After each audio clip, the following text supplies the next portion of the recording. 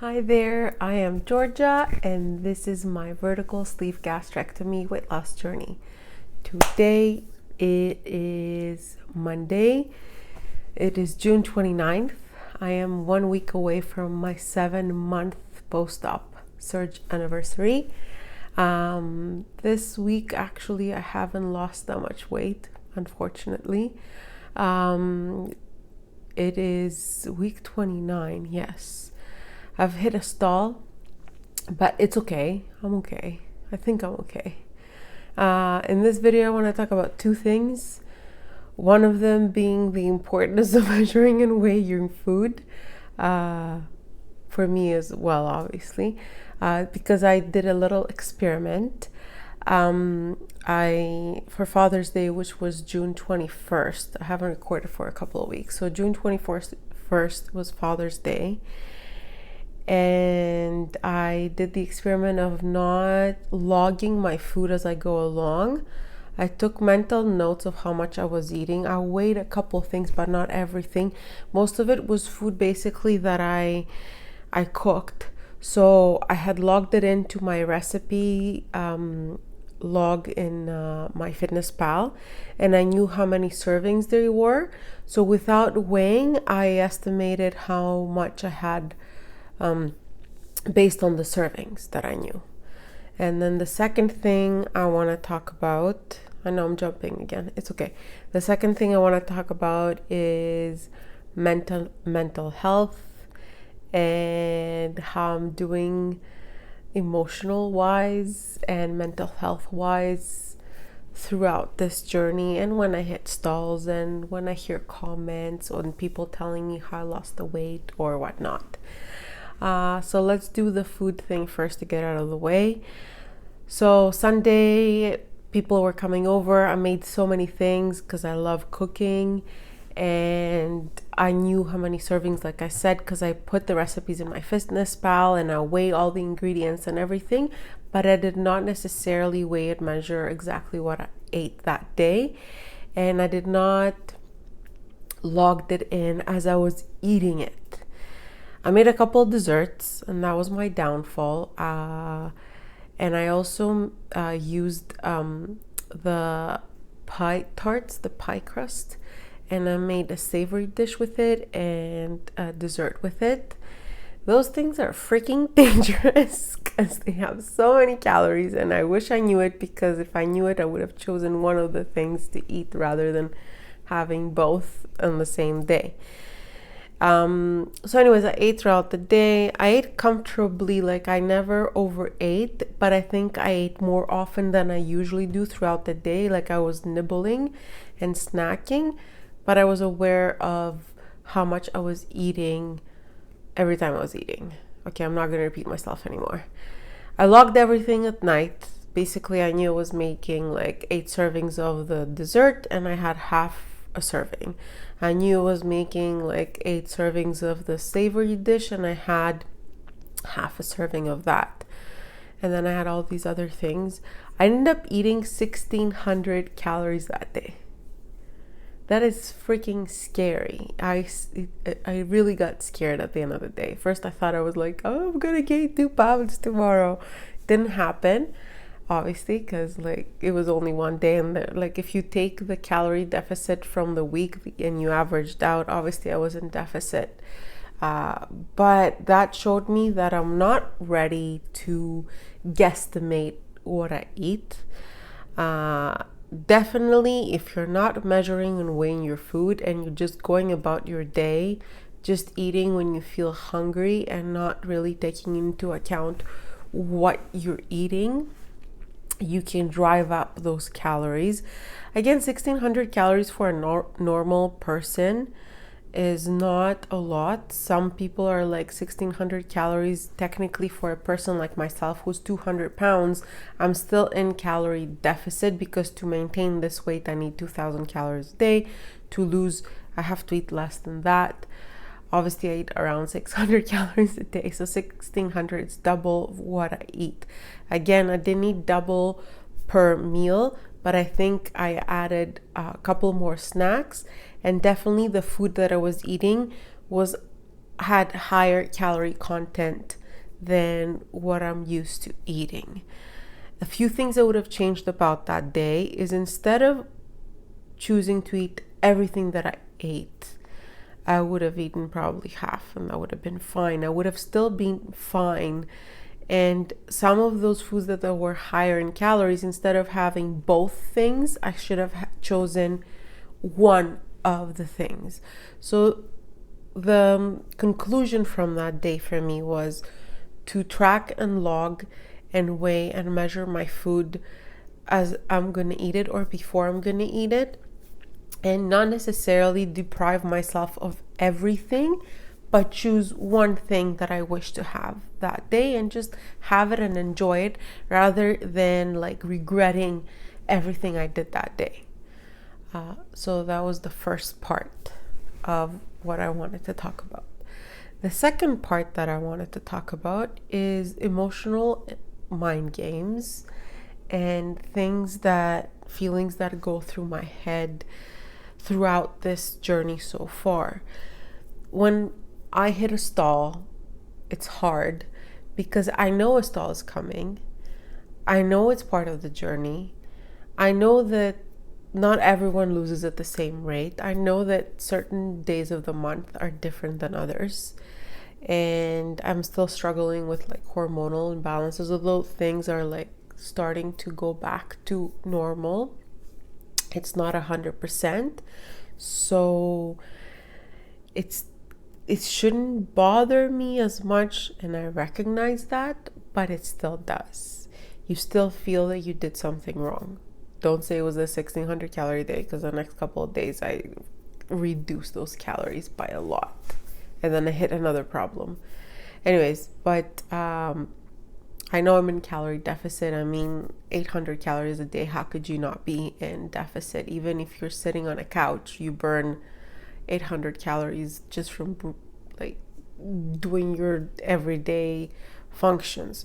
So yes, that I understand, that I'm in calorie deficit, and at some point I'm going to hit stalls. It still bothers me, it still affects me, and I still feel I'm doing something wrong when this is happening. Although after, when I drop a few pints at the same time because I just overcame the stall, I recognize that I'm doing okay and I'm doing the right thing and I should keep going. That's what I tell people, like on my groups like Facebook or like Instagram. When I see another person, oh my God, I hit a stall, I feel so bad, what am I doing wrong? I go in and I encourage them and I'm like, just keep going, just keep trying, don't give up. Stalls are a normal part of this journey and you can get through this and we could do it. And part of me says this to myself, but it's a little harder to say those things to yourself and a little bit easier to just give advice to someone else because you're not in it at the time. Another thing is that obviously I'm going to therapy, and I've talked about this before, that I'm going to therapy, and it has helped immensely. Like, I can't even stress it enough how much it has helped. And it's not so much with the food addiction. I don't know if I ever had a real food addiction. Maybe like food, yes, like I used food like for happy moments, sad moments, when I was stressed, when I was not stressed, like when I was bored, if I wanted like a satisfaction, like for like taste wise. But for me, food is more than just consumption. I always enjoyed the art of cooking and putting flavors and textures together, and like hearing other people enjoy the food that I make and how happy it made them and how good it tasted. So for me, food, I was getting validation through it as well. Something that I kind of knew, but like therapy really like helped me realize that. And sometimes when I would have people over, I would go to a potluck dinner type. I would make 3 dishes, 4 dishes, just to outdo everyone else. Because for me, that was a way to showcase my talent or myself, or get a positive feedback and attention from other people. And I think I was hiding behind that in a way. I was basically, I knew that I wasn't going to get validation otherwise, except for cooking a really good meal and presenting it to other people. And that was not true. That is not true. My friends are still my friends. My family still loves me. If I cook one dish or 10 dishes, they love me the same and they enjoy it the same. Obviously, they prefer when I cook more because, like, come on, it's like good food. But I don't have to do that to please everyone. And food was a way to try and make everyone happy, including myself. And that is hard. That is hard because cooking and enjoying a meal, it was a big part of my life. I still enjoy a meal, but right now when there are like 5 different options on the table, I have to pick 2 to 3 of them. The first has to be a lean, good protein. The second has to be some type of veggie. And then the third, if there is room, could be a little bit of good quality carb. So it's hard. It's hard because I cannot eat everything that I make. I mean, every single dish that I make. I can enjoy certain things or as much as I wanted because the quantity, obviously, it's not what it would like satisfy my taste buds. But I'm aware of it, so I have it under control. Does it bother me? Yes. Sometimes I even feel depressed or sad over it. And I understand saying that out loud is wrong. Not that I say it. It's wrong that I feel that way. But it's good that I recognize it now. It is good that I know this is the effect, this is the emotional effect that food had over me for all these years. And that's why it was hard to stick on a diet, to maintain a healthy lifestyle. And now that I recognize it and I know what it is, it's easier for me to have it under control. Therapy also has helped with other things, with me getting better, like feeling better about myself, that it is okay to take care of myself. Taking care of myself doesn't mean that I'm taking away of caring for other people, like my husband or my family, my sisters, and putting myself as number one to take care of me first allows me to care and truly appreciate the care I can provide to the people that I love around me. Because if I'm not around, because I am like 400, 500 pounds and I cannot be with my family or do things with my family, then what's the point? What's the point of not being able to go and play with my niece and my nephew if I just could cook a good meal for them and just like give it to them or like give them presents? That's not how you necessarily build memories, or like that's not the only memories I want to build with family. I want to be able to go and play and run, and I want them to remember their aunt as someone who like was healthy and happy and took care of herself. I want to be able to be around a long time to have children of my own, and that was not allowing me to have children of my own. Being at that weight is not a healthy weight for pregnancy, but also my hormones were affected to the point where I didn't even know when I could try to have kids. So it's not, bottom line, whatever I'm getting at is, it's not selfish to take care of yourself, and it's not selfish to want to be healthy, to want to be present in the right way, to want to be around your loved ones the way you should be around your loved ones. that's not selfish. That is someone who cares and loves, and you need to care and love yourself as much as you care and love your family. And with every pound lost, there's also another burden that comes off my shoulders, mentally and emotionally. I've been through a lot, like everyone. I feel everyone who is overweight has probably been through something in their life, some traumatic experience, or something that they don't like about themselves that they're hiding behind the food and behind the weight. And going on a diet and exercising, or doing anything you do basically to get rid of that weight and get to a healthier state, it's not just like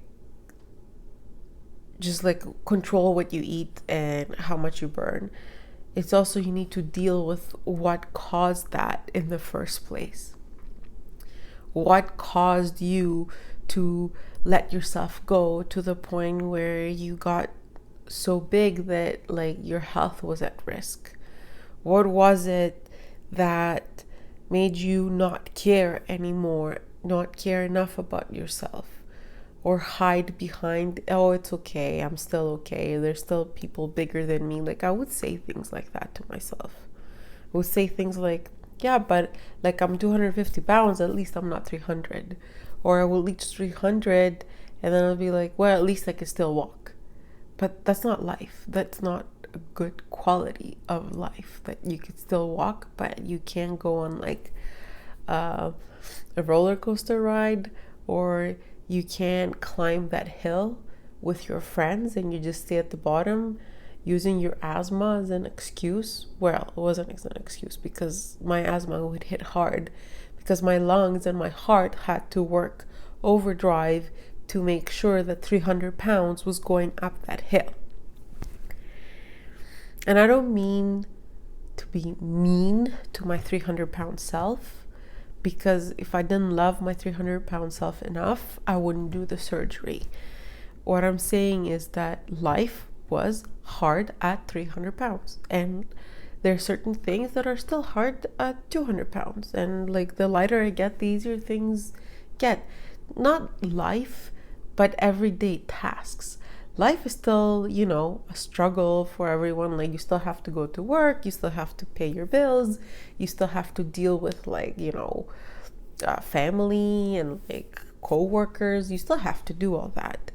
But other things, simple daily tasks that add to that stress and struggle, are slowly dissipating. The next thing I want to talk about is when people comment on my weight loss or don't comment on my weight loss. I've had people who haven't seen me for a while, obviously because COVID happened, and they haven't seen me for a while, and they didn't make a comment about my weight loss. And then I'm thinking, is it because I'm still big and therefore they can't tell? Is it because they're just trying to be polite?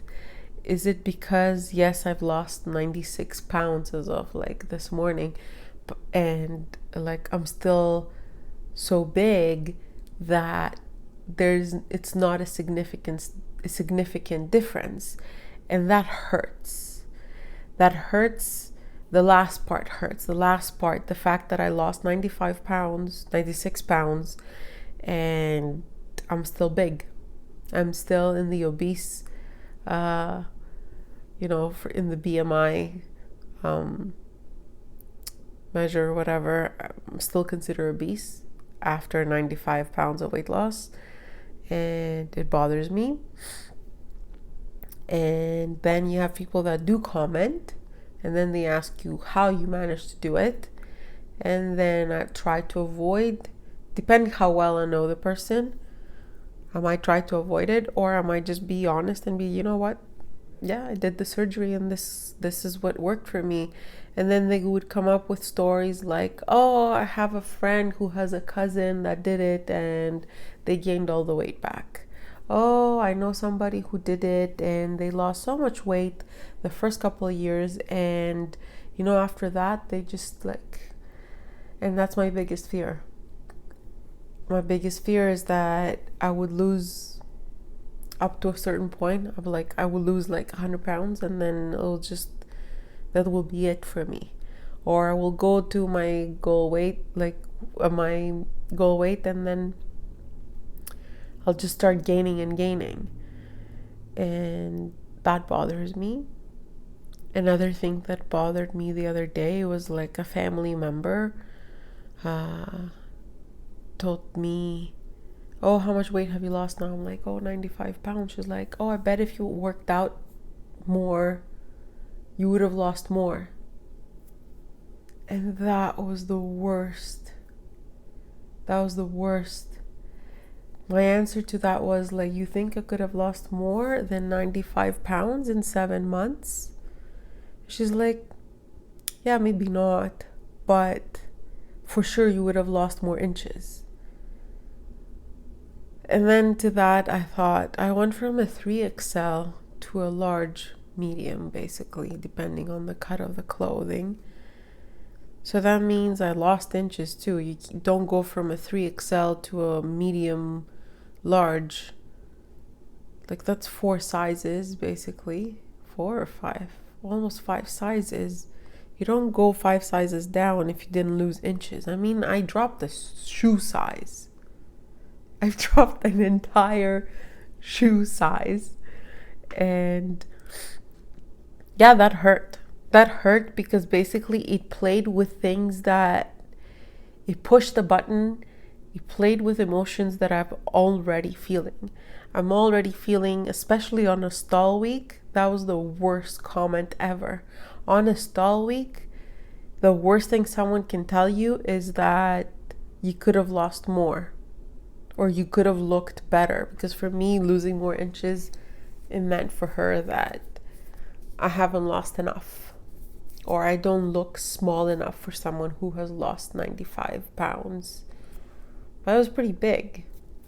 It was pretty big. I mean, I've shown some before and after pictures on my channel. I might include one as a thumbnail for this one. I don't know. I'm trying really hard, and therapy helps a lot. Comments like that set you back a little bit. The good thing is that I didn't eat after to feel better. So it's like, that's a success. That's something. Anyways, it's a work in progress. So I'm still working on myself. I'm still gonna try my best, follow my program, measure, weigh, and track my food so I don't eat 1,600 calories. But that was like an off day. I don't think it will happen again for a very long time. I'm still gonna try to keep strong and do my thing.